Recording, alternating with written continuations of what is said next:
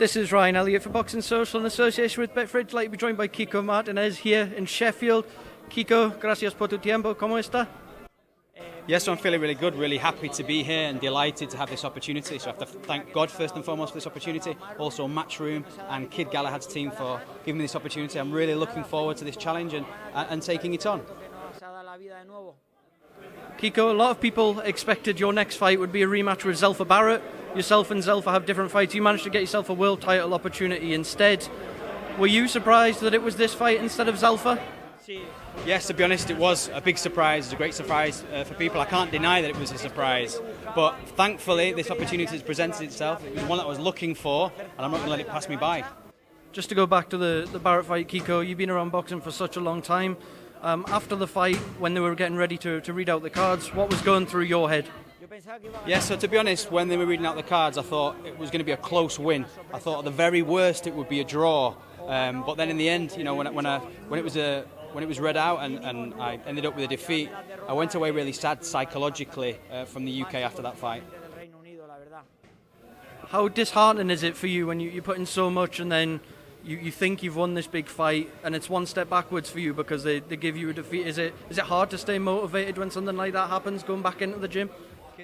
Yeah, so I think in a way what happened, it's more valuable than a bad victory. I think I saw all this support from the fans, from the British fans, and also from fans across the world, and this benefited me to get in this position. So I think what happened ultimately and the result of that fight was better than getting, let's say, a victory that you didn't deserve. Well, like you say, Kiko, it can't have been that bad because it's led to a world title shot.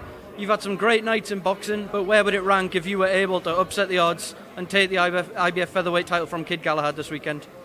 Yeah, so I think it would be massive. It would be making history for Spanish boxing, and then it would also perhaps bring even better opportunities for me, the opportunity to unify the division at featherweight. And for me personally, it would be a hugely historic moment for me. It would also mean that I went away from boxing, you know, a lot richer. We saw Kid Galahad win the title with a very spiteful performance against Jazza Dickens, a very impressive performance.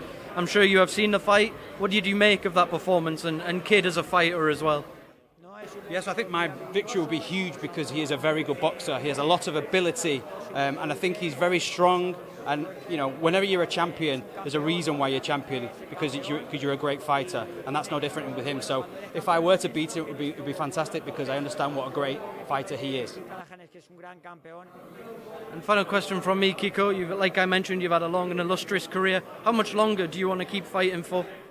Yes, I don't really know now. It's about what my body tells me, what my mind tells me. And I think now to put a specific date on when to retire would be kind of a negative thing to do, so I won't be doing that. Kiko, gracias, buena suerte.